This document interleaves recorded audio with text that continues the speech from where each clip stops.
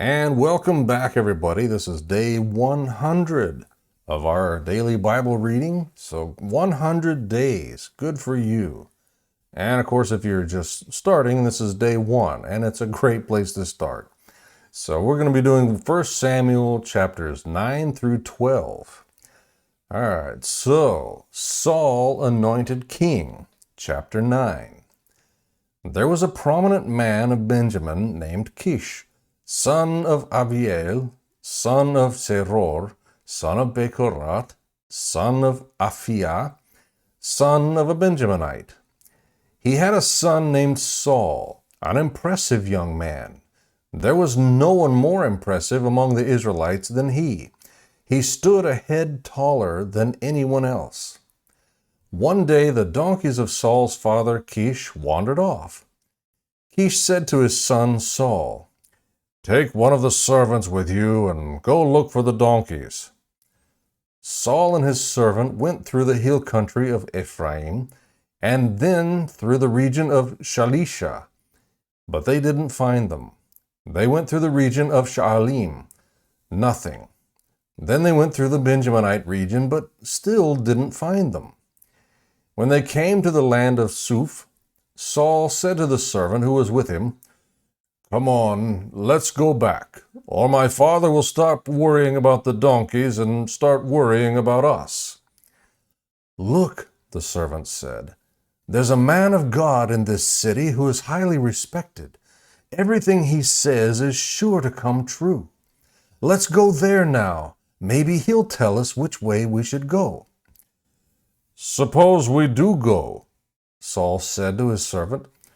"What do we take the man? The food from our packs is gone, and there's no gift to take to the man of God. What do we have?" The servant answered Saul, "Here, I have a little silver. I'll give it to the man of God, and he will tell us which way we should go." Formerly in Israel, a man who was going to inquire of God would say, "Come, let's go to the seer," for the prophet of today was formerly called the seer. "Good," Saul replied to his servant. "Come on, let's go." So they went to the city where the man of God was. As they were climbing the hill to the city, they found some young women coming out to draw water and asked, "Is the seer here?" The women answered, "Yes, he is ahead of you. Hurry, he just now entered the city, because there's a sacrifice for the people at the high place today. As soon as you enter the city, you will find him before he goes to the high place to eat. The people won't eat until he comes, because he must bless the sacrifice. After that, the guests can eat. Go up immediately. You can find him now." So they went up toward the city. Saul and his servant were entering the city when they saw Shmuel coming toward them on his way to the high place.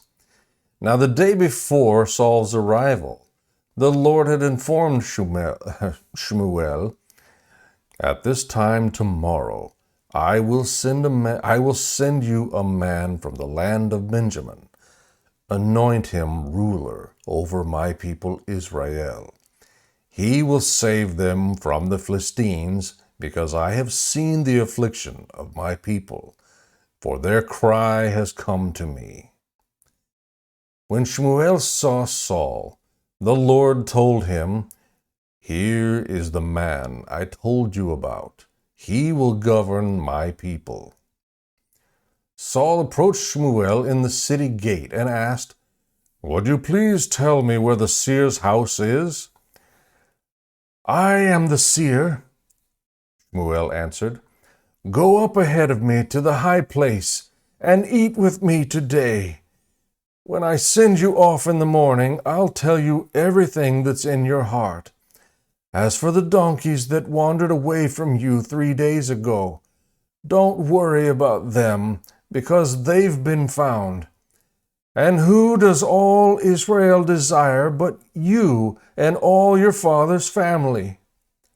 Saul responded, "Am I not a Benjaminite from the smallest of Israel's tribes, And isn't my clan the least important of all the clans of the Benjaminite tribe? So why have you said something like this to me?" Shmuel took Saul and his servant, brought them to the banquet hall, and gave them a place at the head of the 30 or so men who had been invited. Then Shmuel said to the cook, "Get the portion of meat that I gave you and told you to set aside." The cook picked up the thigh and what was attached to it, and set it before Saul. Then Shmuel said, "Notice that the reserved piece is set before you. Eat it, because it was saved for you for this solemn event at the time I said, 'I've invited the people.'" So Saul ate with Shmuel that day.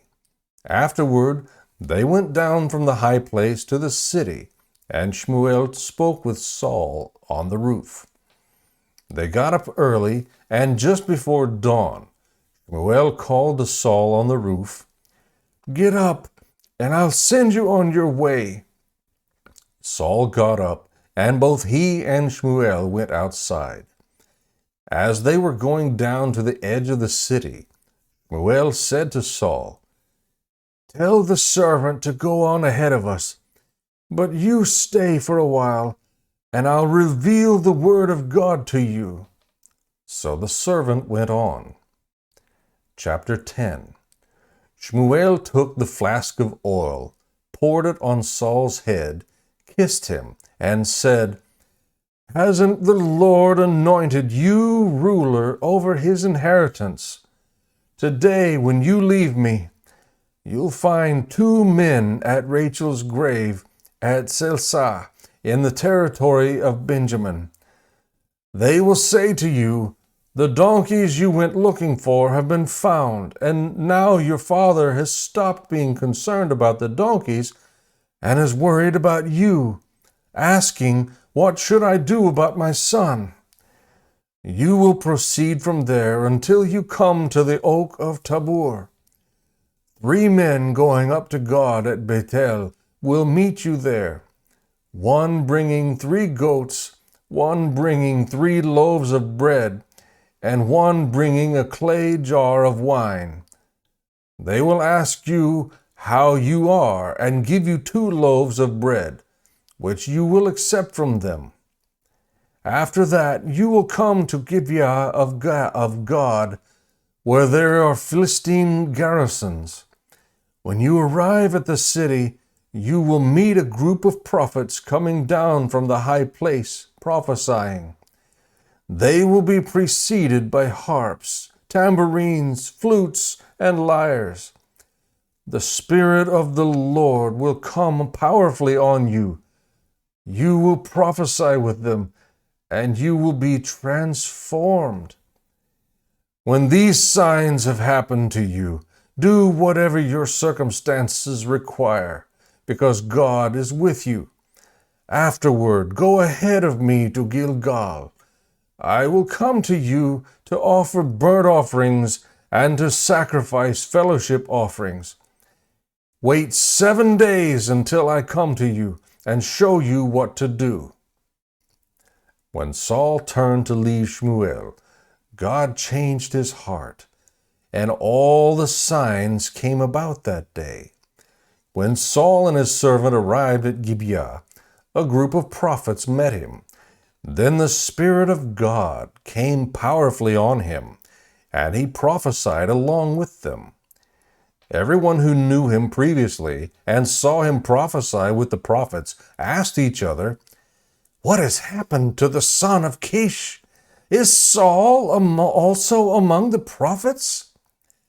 Then a man who was from there asked, "And who is their father?" As a result, "Is Saul also among the prophets?" became a popular saying. Then Saul finished prophesying and went to the high place. Saul's uncle asked him and his servant, "Where did you go?" "To look for the donkeys," Saul answered. "When we saw they weren't there, we went to Shmuel." "Tell me, Saul's uncle asked. "What did Shmuel say to you?" Saul told him.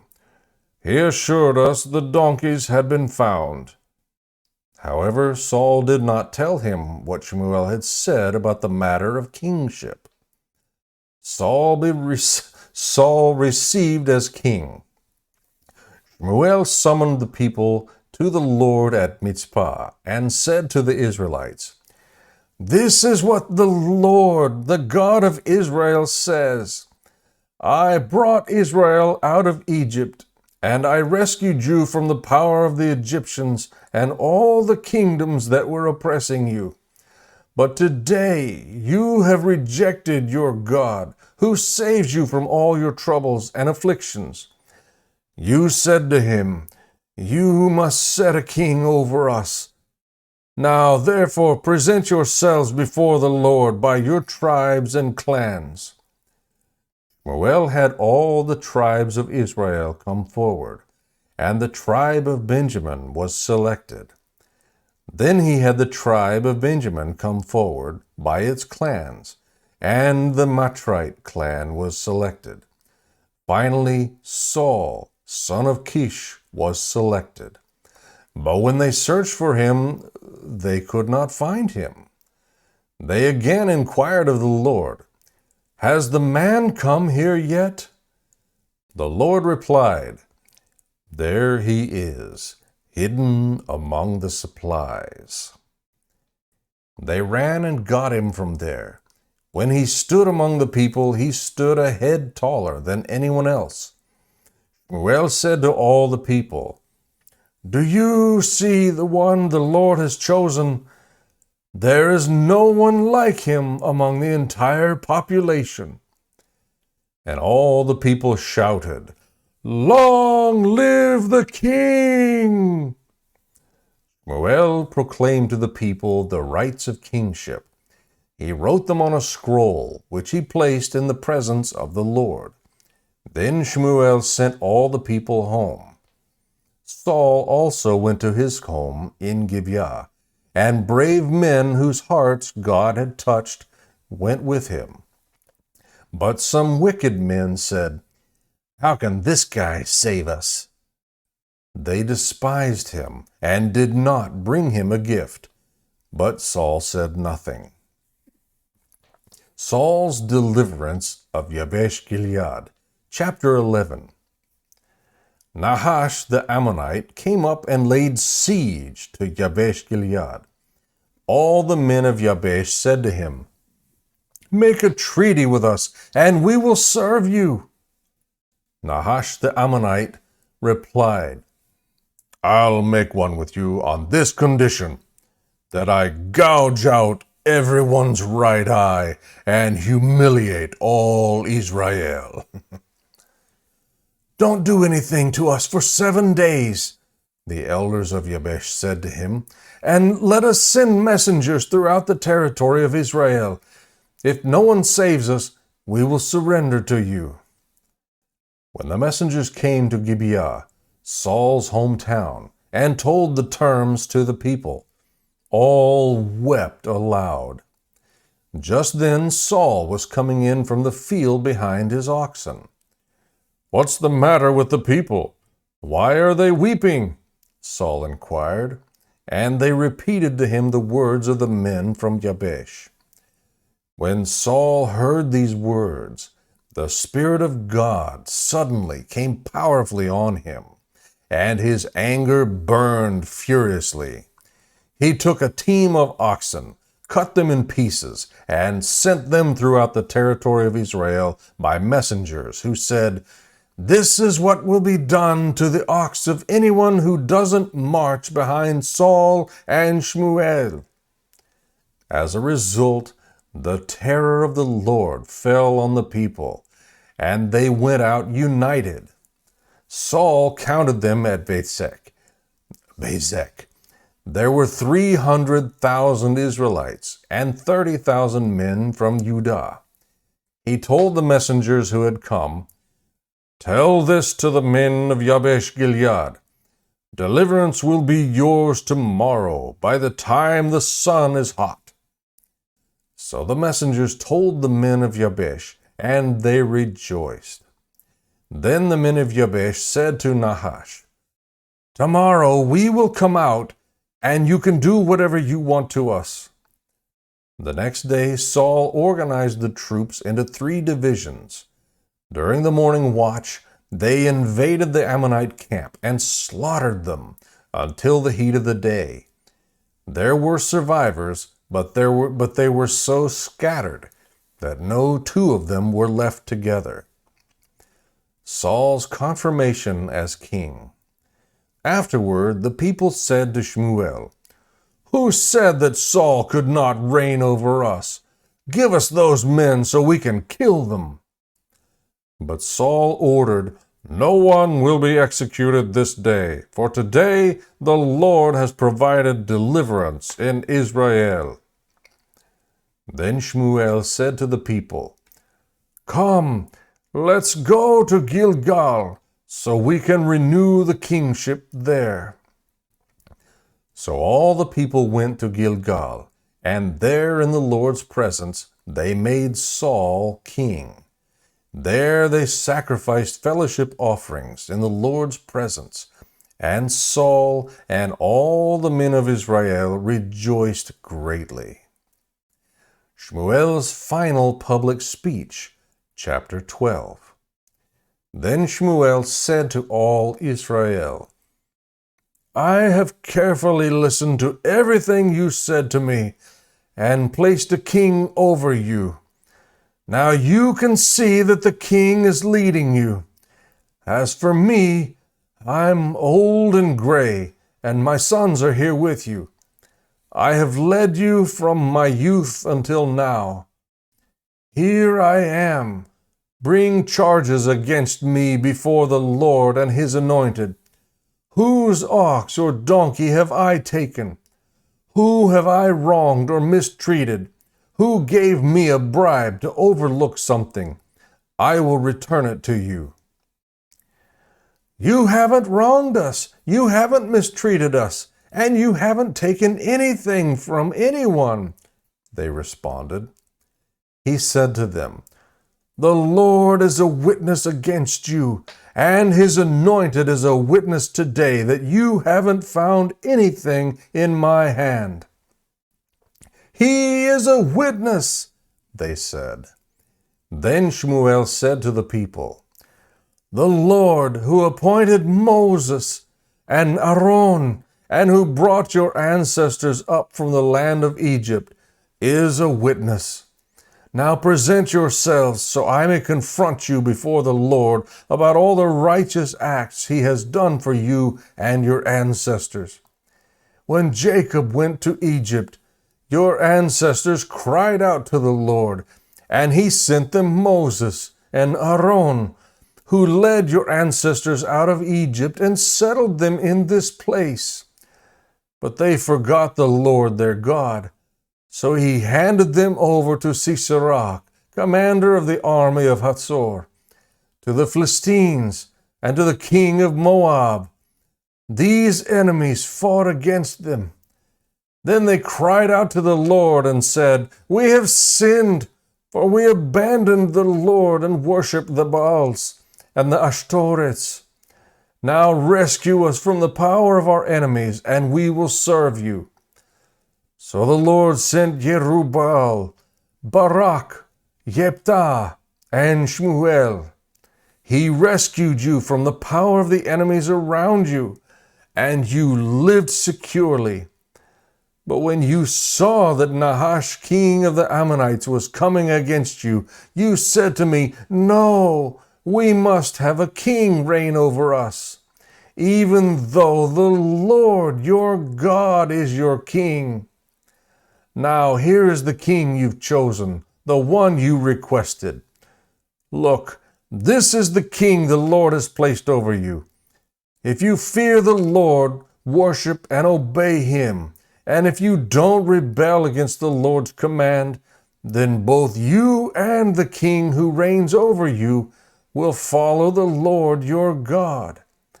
However, if you disobey the Lord and rebel against his command, The Lord's hand will be against you as it was against your ancestors.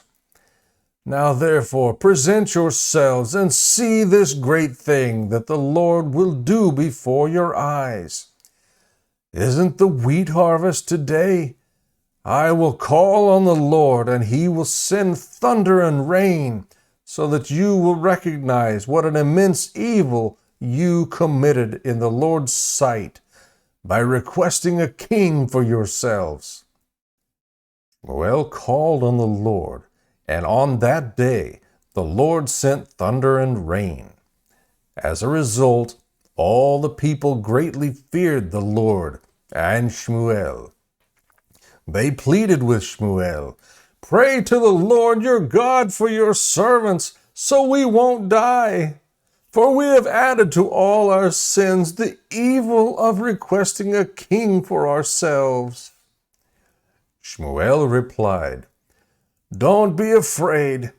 Even though you have committed all this evil, don't turn away from following the Lord. Instead, worship the Lord with all your heart. Don't turn away to follow worthless things that can't produce or can't profit or rescue you. They are worthless. The Lord will not abandon his people because of his great name and because he has determined to make you his own people. As for me, I vow that I will not sin against the Lord by ceasing to pray for you. I will teach you the good and right way. Above all, fear the Lord and worship him faithfully with all your heart. Consider the great things he has done for you. However, if you continue to do what is evil, both you and your king will be swept away. May the Lord bless the reading and study of his word.